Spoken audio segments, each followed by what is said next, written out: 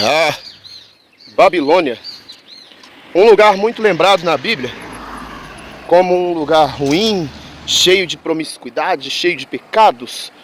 É citado várias vezes como a prostituta dos povos. Babilônia, situada onde hoje é o Iraque, a Babilônia é descendente da primeira população com cultura, política, medicina, sistema de governo e escrita da humanidade, os Sumérios. Os Sumérios são o povo conhecido mais antigo da humanidade. Aos Sumérios se deve a criação da medicina, da astronomia, da trigonometria, da arquitetura, da química, da biologia.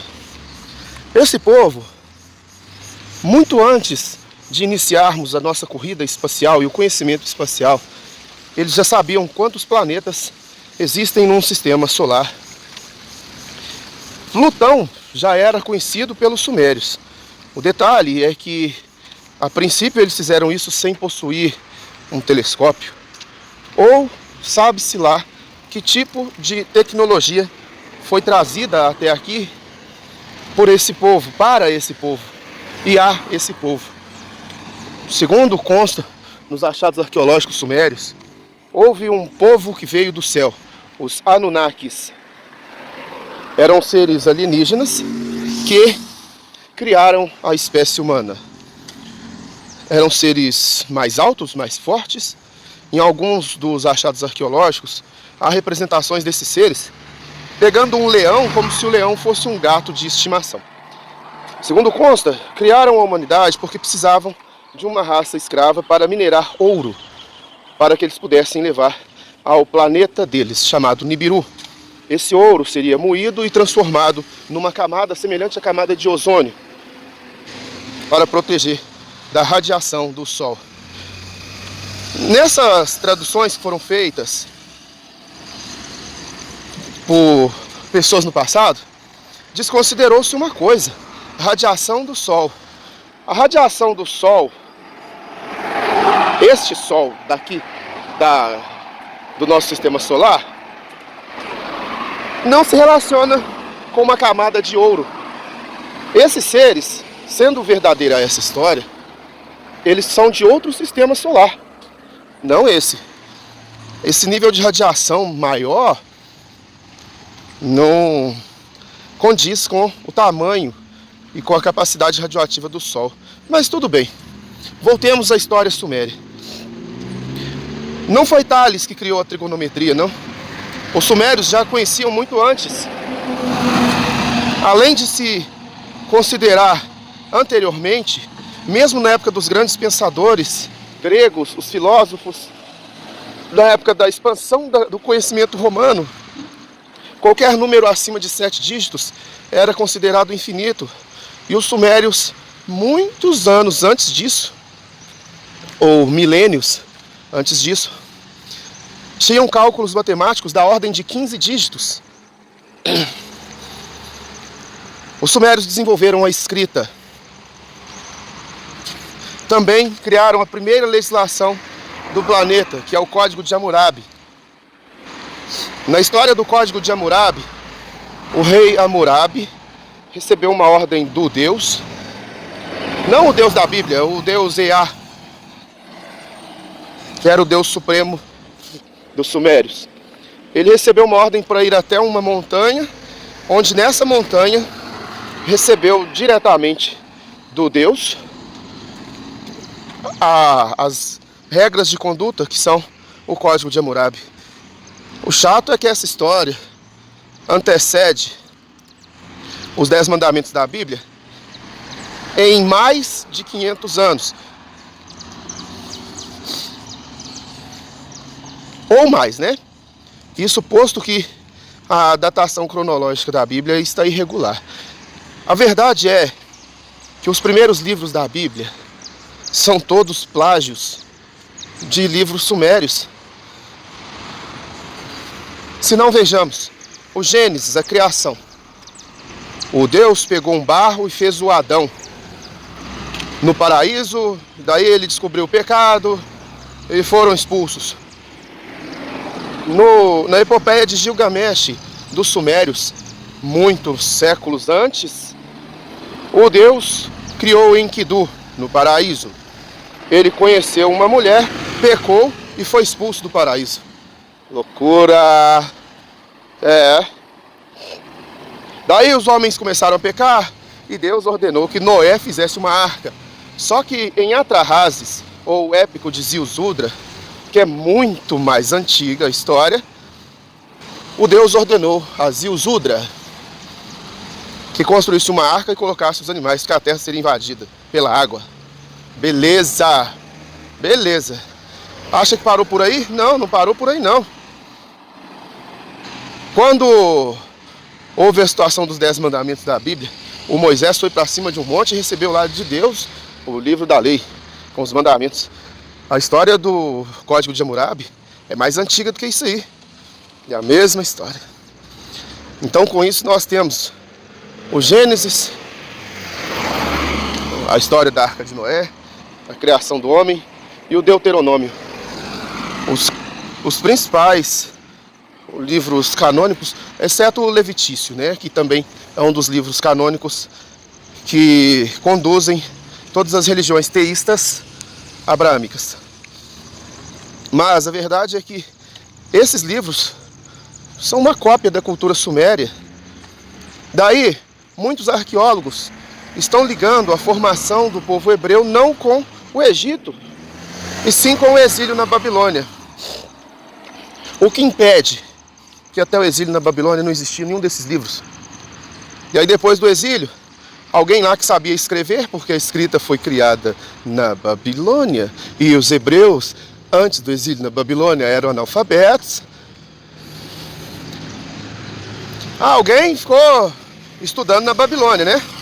Aprendeu a escrever e nada impede que inventasse essa história inteira de ter exílio no Egito, o êxodo. Nada impede, não. Eu trato como fanatismo religioso. Por exemplo, vocês veem esses seguidores hoje do Bolsonaro, os que pulam na frente de caminhão, os que lotam a Avenida Paulista. Vamos supor que essa gente fosse escrever a história agora, do jeito que quisessem. E isso seria a verdade, real, sem ninguém questionar daqui a milênios. Vocês têm dúvidas que alguém ia falar algo do tipo que o Messias veio num carneiro voador, ele soltava raios, era o homem da verdade, ele fazia e acontecia, ele abriu o mar. O fanatismo faz com que as pessoas escrevam o que quiserem. Essa história de abrir mar vermelho é muito absurda. Não dá, gente, para conceber. A fé é uma coisa que faz com que a pessoa possa acreditar naquilo que a sua inteligência rejeita. E é assim, cara, as pessoas escrevem qualquer coisa. Esses fanáticos religiosos aí lá do Oriente Médio, se eles estivessem escrevendo isso hoje, essas guerras lá, iam falar que o Deus estava indo na frente, que apareceu na coluna de fogo, iam falar coisas desse tipo, que receberam uma ordem diretamente de Deus para atacar a face de Gaza. É porque naquela época não tinha um celular para filmar se era verdade ou não. Vocês já perceberam que assim que houve um contato maior das religiões com as ciências, os super milagres acabaram? Aqueles milagres milagrões mesmo, de jumenta conversando com um cara, mar abrindo, um pão mágico caindo do céu, essas coisas desapareceram. Assim que começou a haver mais apreço, mais contato, mais influência das ciências. Então, Babilônia. Como era a sociedade na Babilônia? Totalmente organizada. Esse código de conduta, que é o Código de Hammurabi, é rigoroso demais para manter a população na linha, no eixo.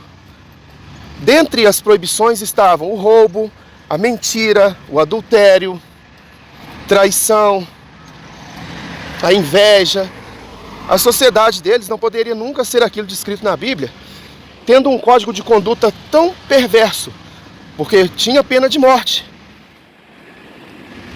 A sociedade, as cidades na Babilônia eram muito repletas de tecnologia.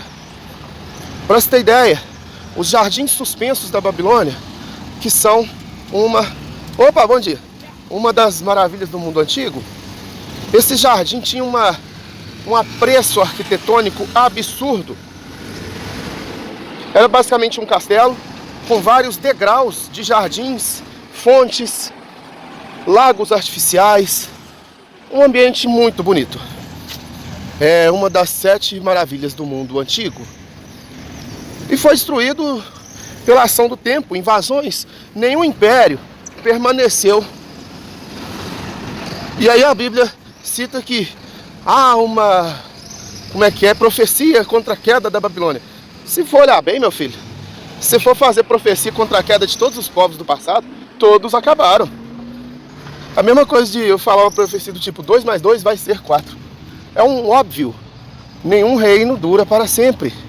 Não há nada de fantástico algum profeta da Bíblia falar que a Babilônia ia acabar, não. Todos os reinos acabaram. A Pérsia, a Grécia, a Assíria, o Egito, Babilônia. Todos. É uma coisa normal que vem com o tempo. Nenhum sistema de governo dura para sempre. Mas naquele tempo, a Babilônia era referência em todo tipo de ciência. E eu não sei, viu, mas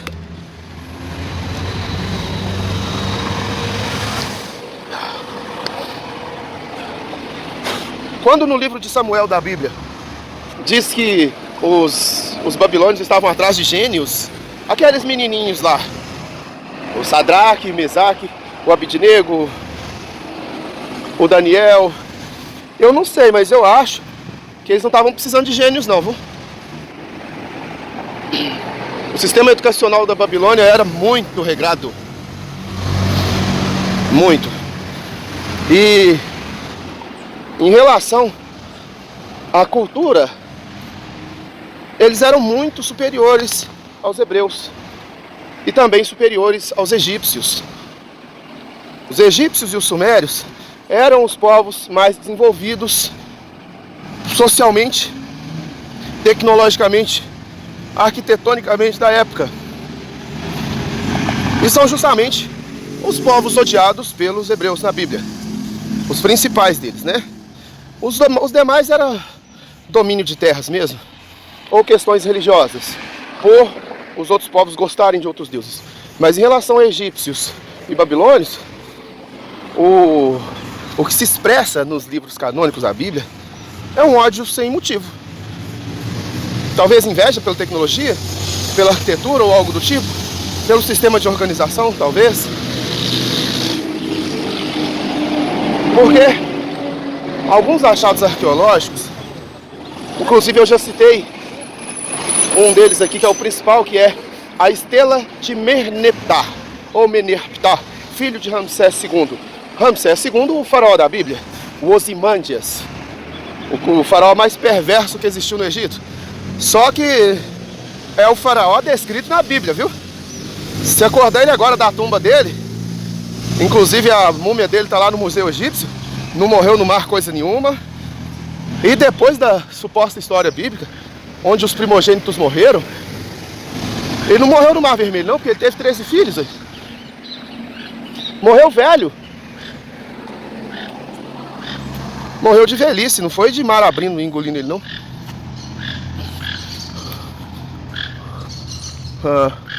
Um bicho ali, parecia um tucano. Mas esse faraó que é o descrito do Êxodo, não... se alguém acordar lá agora e falou, Zé, você lembra do Êxodo o quê? Sei nem o que é isso.